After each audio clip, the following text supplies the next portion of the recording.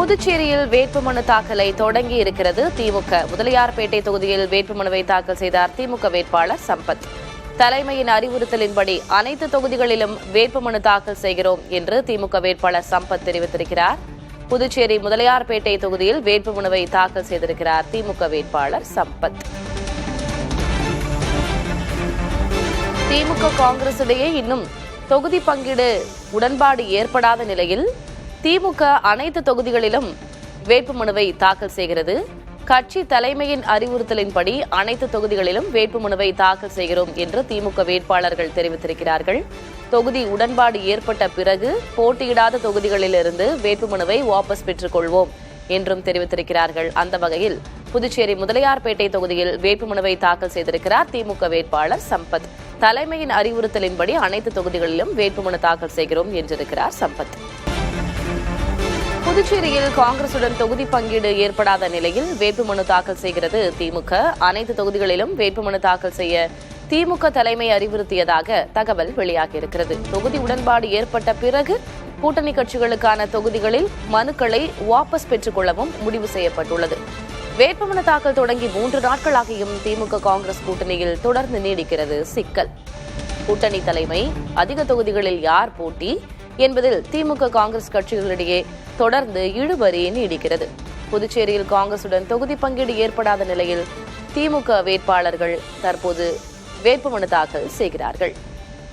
முதலியார்பேட்டை தொகுதியில் திமுக வேட்பாளர் சம்பத் வேட்புமனு தாக்கல் செய்திருக்கிறார். தலைமையின் அறிவுறுத்தலின்படி அனைத்து தொகுதிகளிலும் வேட்புமனு தாக்கல் செய்கிறோம் என்று சம்பத் பேசியிருக்கிறார். பத்திரிகையாளர் திரு சுவாமிநாதன் தொலைபேசி வாயிலாக இணைந்திருக்கிறார். இது குறித்து பேசுவதற்காக. சுவாமிநாதன், வணக்கம். வணக்கம். தமிழ்நாட்டில் இப்பதான் ஒரு பெரிய பிரச்சனையாகி திமுக காங்கிரஸ் கூட்டணி ஏற்படுமா இல்லையா என்பதெல்லாம் முடிவடைந்து ஒரு வழியாக தொகுதி பங்கீடு உடன்பாடெல்லாம் ஏற்பட்டிருக்கு. அங்க புதுச்சேரியில இன்னும் இழுபறியாக தான் நீடிக்கிறது அப்படின்னு புரிஞ்சுக்கலாமா? எல்லா தொகுதிகளிலுமே இப்போ திமுக வேட்புமனு தாக்கல் செய்கிறது. என்ன திட்டம், என்ன வியூகமா இருக்கும்? இல்ல, திராவிட முன்னேற்ற கழகம் கிட்டத்தட்ட புதுச்சேரியில் காங்கிரஸ் கட்சிக்கு கூடுதல் இடங்களை பகிர்வதில் விருப்பம் இல்லை.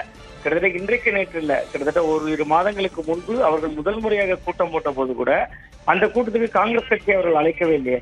அந்த திமுக கூட்டணி கட்சியினுடைய கூட்டத்தை அவர்கள் 2 மாதங்களுக்கு முன்பு கூட்டினார்கள்.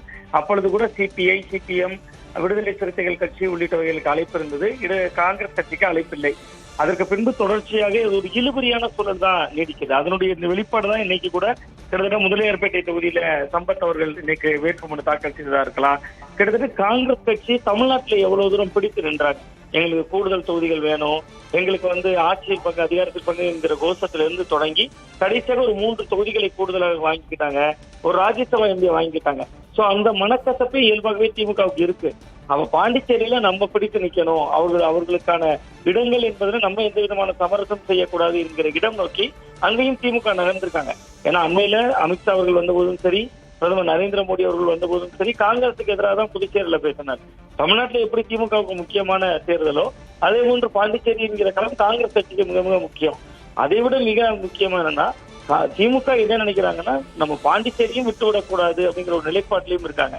நீங்க அதான் கடந்த தேர்தலோடு உங்களுக்கு நினைவில் இருக்கலாம், ஜெயபிரசகன் போன்ற ரொம்ப சீனியர் நிர்வாகிகளே நாங்களே எல்லா தொகுதிகளையும் ஜெயிக்க முடியும் அப்படிங்கக்கூடிய விஷயங்கள்லாம் கடந்த காலங்களில் பேசிய சம்பவங்களா நம்ம பார்த்திருப்போம். அதனுடைய அடிப்படையில் இது ஒரு மனக்கசப்பு. ஒருவேளை இது செட்டில் ஆச்சுன்னா இந்த விருப்ப மனு கொடுத்த பகுதிகளில் எல்லாம் வாபஸ் வாங்குவாங்க.